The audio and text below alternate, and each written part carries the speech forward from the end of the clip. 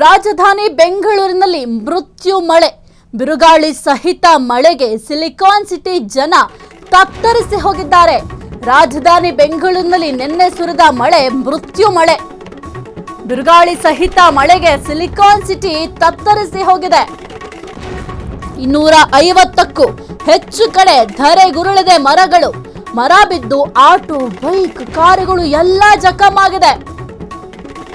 ರಾಜಧಾನಿ ಬೆಂಗಳೂರಿನಲ್ಲಿ ಮೃತ್ಯು ಮಳೆ, ಬಿರುಗಾಳಿ ಸಹಿತ ನಿನ್ನೆ ದಾಖಲೆಯ ಮಳೆಯಾಯಿತು. ಆ ಒಂದು ಮಳೆಯ ಆರ್ಭಟ, ಅಬ್ಬರ ಯಾವ ರೀತಿ ಇತ್ತು ಅಂತಂದ್ರೆ ಎಷ್ಟೋ ಮರಗಳು ಧರೆಗುರುಳಿದೆ. ಆದ್ರೂ ಕೂಡ ಅಧಿಕಾರಿಗಳು ಮಾತ್ರ ಎಚ್ಚೆತ್ತುಕೊಳ್ಳಲ್ಲ. ಈ ಒಂದು ಮಳೆ ಆಗುವ ಮೊದಲೇ ಕೆಲವೊಂದಿಷ್ಟು ಕ್ರಮಗಳನ್ನ ತೆಗೆದುಕೊಳ್ಬೇಕಾಗಿತ್ತು, ಮುಂಜಾಗ್ರತಾ ಕ್ರಮಗಳನ್ನ. ಅದ್ಯಾವುದನ್ನು ಕೂಡ ನಮ್ಮ ಅಧಿಕಾರಿಗಳು ಕೂಡ ತೆಗೆದುಕೊಂಡಿಲ್ಲ, ಸರ್ಕಾರ ಕೂಡ ತೆಗೆದುಕೊಂಡಿಲ್ಲ. ಸದ್ಯಕ್ಕೆ ಆ ಒಂದು ಮರ ತೆರವು ಕಾರ್ಯಾಚರಣೆಯನ್ನಾದ್ರೂ ಶೀಘ್ರವಾಗಿ ಮಾಡ್ತಾರ ಅಂತ ನೋಡ್ಬೇಕಾಗತ್ತೆ. ಸದ್ಯಕ್ಕೆ ಒಂದು 250ಕ್ಕೂ ಹೆಚ್ಚು ಕಡೆ ಮರಗಳು ಧರೆಗುರುಳಿದೆ ಎಂಬ ಮಾಹಿತಿ ಕೂಡ ಲಭ್ಯ ಆಗಿದೆ. 250ಕ್ಕೂ ಹೆಚ್ಚು ಕಡೆ ಅಂತಂದ್ರೆ ಎಷ್ಟರ ಮಟ್ಟಿಗೆ ಟ್ರಾಫಿಕ್ ಜಾಮ್ ಸಮಸ್ಯೆಗಳು ಎದುರಾಗುತ್ತೆ. ನೀವು ದೃಶ್ಯಾವಳಿಯಲ್ಲಿ ಗಮನಿಸ್ತಾ ಇದ್ದೀರಾ ಆ ಒಂದು ಮಳೆ ಬಂದ ನಂತರದ ಪರಿಸ್ಥಿತಿ ಯಾವ ರೀತಿ ಇದೆ ಬೆಂಗಳೂರಲ್ಲಿ ಅಂತ. ಈ ಒಂದು ಬೆಂಗಳೂರಿನಲ್ಲಿ ಸಣ್ಣ ಮಳೆ ಆದ್ರೂ ಕೂಡ ಸಹಿಸಲಿಕ್ಕೆ ಸಾಧ್ಯ ಆಗೋದಿಲ್ಲ. ಯಾಕೆಂತಂದ್ರೆ ಎಲ್ಲಂದ್ರಲ್ಲಿ ರಸ್ತೆ ಗುಂಡಿಗಳಿದ್ದಾವೆ, ಅದರ ಜೊತೆಗೆ ಮ್ಯಾನ್ ಹೋಲ್ಗಳಾಗಿರ್ಬೋದು, ರಾಜಕಾಲುವೆ ಆಗಿರ್ಬೋದು, ನೀರು ಸರಾಗವಾಗಿ ಹರಿದು ಹೋಗ್ಲಿಕ್ಕೆ ಯಾವುದೇ ರೀತಿಯ ವ್ಯವಸ್ಥೆಗಳಿಲ್ಲ. ಹಾಗಾಗಿ ರಸ್ತೆಯ ತುಂಬೆಲ್ಲ ನೀರು ತುಂಬುತ್ತೆ. ಒಂದು ವೇಳೆ ರಸ್ತೆಯಲ್ಲಿ ಏನಾದ್ರೂ ಗಾಡಿಗಳು ಪಾರ್ಕಿಂಗ್ ಮಾಡಿದ್ರೆ ಆ ಒಂದು ಪಾರ್ಕ್ ಮಾಡಿರುವಂತಹ ಗಾಡಿಗಳು ಕೂಡ ಸಂಪೂರ್ಣವಾಗಿ ಜಲಾವೃತ ಆಗುತ್ತೆ. ಒಂದು ಸಣ್ಣ ಮಳೆ ಆದ್ರೂ ಕೂಡ ಬೆಂಗಳೂರಿನಲ್ಲಿ ಸಹಿಸಲಿಕ್ಕೆ ಸಾಧ್ಯ ಆಗಲ್ಲ. ಅಂಥದ್ರಲ್ಲಿ ನಿನ್ನೆ ಸುರಿದ ಭಾರಿ ಮಳೆ, ಅದು ಕೂಡ ದಾಖಲೆಯ ಮಳೆ, 25 ವರ್ಷ ಆದ ನಂತರ ಸುರಿದ ಮಳೆ ಅಂತ ಹೇಳಲಾಗತ್ತೆ.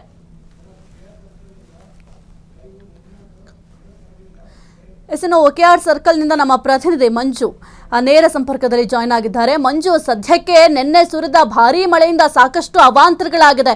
ಜೊತೆಗೆ 250ಕ್ಕೂ ಹೆಚ್ಚು ಕಡೆ ಧರೆಗೆ ಮರಗಳು ಉರುಳಿದೆ ಎಂಬ ಮಾಹಿತಿ ಕೂಡ ಲಭ್ಯ ಆಗಿದೆ. ಸದ್ಯಕ್ಕೆ ಆ ಮರಗಳನ್ನ ನಮ್ಮ ಅಧಿಕಾರಿಗಳು ತೆರವು ಮಾಡುವ ಕಾರ್ಯಾಚರಣೆಯನ್ನ ಪ್ರಾರಂಭ ಮಾಡಿದ್ದಾರಾ ಅಥವಾ ಇನ್ನೂ ಕೂಡ ಗಾಢ ನಿದ್ರೆಯಲ್ಲಿದ್ದಾರಾ?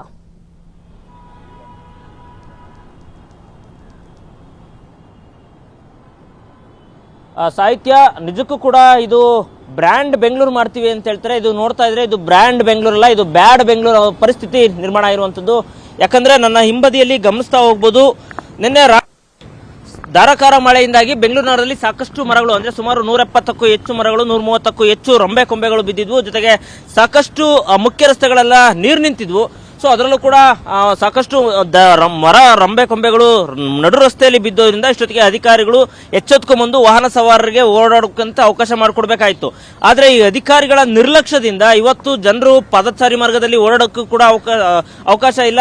ಜೊತೆಗೆ ನನ್ನ ಬಲಭಾಗದಲ್ಲಿ ನೀವು ಗಮನಿಸ್ತಾ ಇರ್ಬೋದು, ಈ ಕಂಪ್ಲೀಟ್ ಏನು KR ಸರ್ಕಲ್ ಇಂದ ಸಿವಿಲ್ ಕಡೆ ಹೋಗುವ ರಸ್ತೆ ಮಾರ್ಗ ಮಧ್ಯೆ ರಸ್ತೆ ತುಂಬಾ ಈ ಒಂದು ಮರದ ಬುಡಗಳು ಮರಗಳ ಸಮೇತ ರಸ್ತೆಗೆ ಬಿದ್ದಿರೋದ್ರಿಂದ ಸುಮಾರು ಕಿಲೋಮೀಟರ್ ಗಟ್ಟಲೆ ಟ್ರಾಫಿಕ್ ಜಾಮ್ ಆಗಿರುವಂತಹ ದೃಶ್ಯವನ್ನು ಕೂಡ ನೀವು ಗಮನಿಸ್ತಾ ಇರಬಹುದು. ಅಂದ್ರೆ ಈ ಅಧಿಕಾರಿಗಳ ನಿರ್ಲಕ್ಷ್ಯ ಎಷ್ಟರ ಮಟ್ಟಿಗೆ ಇದೆ ಅಂತೇಳಿ ಇಲ್ಲಿ ಗೊತ್ತಾಗ್ತಿರುವಂತದ್ದು. ಯಾಕಂದ್ರೆ ಸುಮಾರು ನಿನ್ನೆ ಸಂಜೆ 6:30 7 ಗಂಟೆ ಸುಮಾರಿಗೆ ಈ ಒಂದು ಮರ ಬಿದ್ದಿದೆ. ರಾತ್ರಿ ಆಗಿಲ್ಲ ಅಂದ್ರೆ ಬೆಳಗ್ಗೆ ಎದ್ದು ಕೂಡಲೇನಾದ್ರೂ ಕೂಡ ಅಧಿಕಾರಿಗಳು ಬಂದು ಮರವನ್ನ ತೆರವು ಮಾಡುವಂತ ಕೆಲಸ ಮಾಡಬೇಕಾಗಿತ್ತು, ವಾಹನ ಸವಾರರಿಗೆ ಓಡಾಡಲು ಅವಕಾಶ ಮಾಡಿಕೊಡ್ಬೇಕಾಗಿತ್ತು.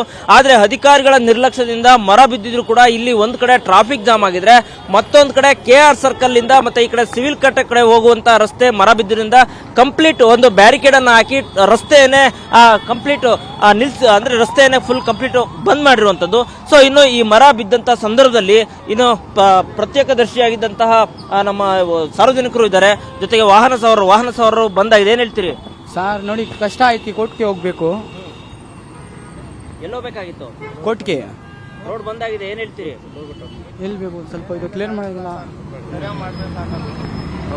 ಓಕೆ, ಇಲ್ಲಿ ಪ್ರತ್ಯೇಕದರ್ಶಿ ಇದ್ದಾರೆ, ನಾನು ಮಾತಾಡ್ತೀನಿ. ಸರ್ ಹೇಳಿ, ಎಷ್ಟು ಗಂಟೆಗೆ ಆಯ್ತು, ಏನಾಯ್ತು, ಯಾರಾದ್ರೂ ಇದ್ರಾ ಅಂತ ಟೈಮಲ್ಲಿ? ಯಾರು ಇರಲಿಲ್ಲ, ಸಿಗ್ನಲ್ ಬಿದ್ದಿರಲಿಲ್ಲ ಆ ಟೈಮಲ್ಲಿ. ಬಟ್ 6:30 ಹಂಗೆ ಮರ ಬಿತ್ತು. ನಾವು ಇಲ್ಲೇ ಇರೋದು ಕಾಲೇಜಲ್ಲಿ.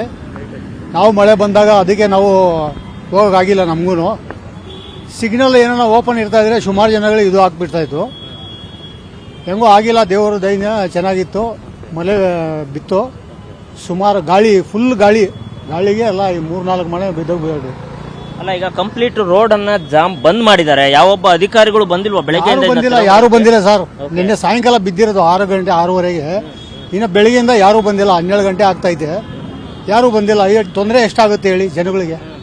ಎಲ್ಲ ಫುಲ್ ಟ್ರಾಫಿಕ್ ಜಾಮ್ ಆಗಿಬಿಟ್ಟಿದೆ. ಅಲ್ಲಿ ಬೇರೆ ನೀರು ಇದರ ಅಂಡರ್ಗ್ರೌಂಡಲ್ಲಿ ಫುಲ್ ನೀರೈತೆ, ಅಲ್ಲೂ ಆಗ್ತಾ ಇಲ್ಲ. ಅಧಿಕಾರಿಗಳ ಗಮನಕ್ಕೆ ಇದೆಯಾ ಇದು ಈ ರೀತಿ ಕೇರ್ ಸರ್ಕಲ್ ಅಲ್ಲಿ ಬೃಹತ್ ಗಾತ್ರದ ಮರ ಬಿದ್ದಿದೆ ಅಂತ? ಗಮನ ಇದೆ ಗೊತ್ತಿಲ್ಲ, ಗಮನ ಆಗಿರ್ತದೆ, ಕಂಪ್ಲೇಂಟ್ ಮಾಡಿರ್ತಾರೆ, ಆದ್ರೂ ಬಂದಿಲ್ಲ. ಓಕೆ, ಏನ್ ಹೇಳ್ತೀರಿ ಇದ್ರ ಬಗ್ಗೆ? ಏನ್ ಹೇಳೋಣ ಇವಾಗ ಅವ್ರಿಗೆಲ್ಲ ಇದು ಇಲ್ಲ ಅಷ್ಟೇ. ಸಾಹಿತ್ಯ, ನಿಜಕ್ಕೂ ಕೂಡ ಅಧಿಕಾರಿಗಳಿಗೆ ನಾಚಿಕೆ ಆಗಬೇಕು. ಯಾಕಂದ್ರೆ ನಿನ್ನೆ ಸಂಜೆ 6:30 7 ಗಂಟೆಗೆ ಇಂತಹ ಮುಖ್ಯ ರಸ್ತೆಯಲ್ಲಿ ದಿನ ಸಾವಿರಾರು ವಾಹನಗಳು ಓಡಾಡುವಂತಹ ಜಾಗದಲ್ಲಿ ಬೃಹತ್ ಗಾತ್ರದ ಮರವೊಂದು ಬಿದ್ದಿದೆ. ಆ ಮರವನ್ನ ತಕ್ಷಣ ಸಂಬಂಧಪಟ್ಟಂತ ಅಧಿಕಾರಿಗಳು ಕೂಡಲೇ ಬಂದು ತೆರವು ಮಾಡಬೇಕಾಗಿತ್ತು. ಆದ್ರೆ ಇಲ್ಲಿ ಸುಮಾರು ಅಂದ್ರೆ ಬೆಳಿಗ್ಗೆ ಒಂದು ದಿನ ಮಟ್ಟಿಗೆ ಆದ್ರೂ ಕೂಡ ಯಾವೊಬ್ಬ ಅಧಿಕಾರಿಗಳು ತಲೆ ಕೆಡಿಸ್ಕೋತಾ ಇಲ್ಲ. ಅಷ್ಟೇ ಅಲ್ಲ, ರಸ್ತೆಯನ್ನ ಜಾಮ್ ಮಾಡಿದರೆ ಅಂದ್ರೆ ಇನ್ನು ಅಧಿಕಾರಿಗಳ ಮಟ್ಟ ಅಧಿಕಾರಿಗಳು ಎಷ್ಟು ಮಟ್ಟಿಗೆ ನಿರ್ಲಕ್ಷ್ಯ ಇದ್ದಾರೆ ಅಂತೇಳಿ ಗೊತ್ತಾಗ್ತಿರುವಂತದ್ದು. ಜೊತೆ ಈ ರಸ್ತೆ ಬಂದ್ ಮಾಡೋದ್ರಿಂದ ವಾಹನ ಸವಾರರು ಕೂಡ ಪರದಾಡುವಂತಹ ಪರಿಸ್ಥಿತಿ ಇದೀಗ ನಿರ್ಮಾಣ ಆಗಿರುವಂತದ್ದು. ಸಾಹಿತ್ಯ, ಬಹಳ ಮುಖ್ಯವಾಗಿ ಈಗ ಒಂದು ಕಡೆ ಸರ್ಕಾರ GBA ಎಲೆಕ್ಷನ್ ಮಾಡ್ಲಿಕ್ಕೆ ಮೀನಾಮೇಷವನ್ನ ಎಣಿಸ್ತಾ ಇದೆ. ಸರ್ಕಾರಕ್ಕೆ ಈಗ ಸದ್ಯಕ್ಕೆ GBA ಎಲೆಕ್ಷನ್ ಬೇಕಾಗಿಲ್ಲ. ಮತ್ತೊಂದು ಕಡೆ ಅಧಿಕಾರಿಗಳಿಗೆ ಕಡಿವಾಣ ಹಾಕೋರು ಯಾರೂ ಇಲ್ಲ. ಜನರ ಸಮಸ್ಯೆ ಅವ್ರಿಗೆ ಬೇಕಾಗಿಲ್ಲ. ಇಷ್ಟೆಲ್ಲ ಸಮಸ್ಯೆ ಆದ್ರೂ ಕೂಡ ಅಧಿಕಾರಿಗಳು ಬರ್ತಾ ಇಲ್ಲ ಅಂತಂದ್ರೆ ಅವ್ರಿಗೆ ಯಾರು ಕೂಡ ಕೇಳೋರಿಲ್ಲ. ಜೊತೆಗೆ ನಾವೇನ್ ಮಾಡಿದ್ರು ಕೂಡ ನಡೆಯುತ್ತೆ ಅನ್ನೋ ಒಂದು ಮನಸ್ಥಿತಿಯಲ್ಲಿದ್ದಾರೆ ಅಧಿಕಾರಿಗಳು ಅಂತ.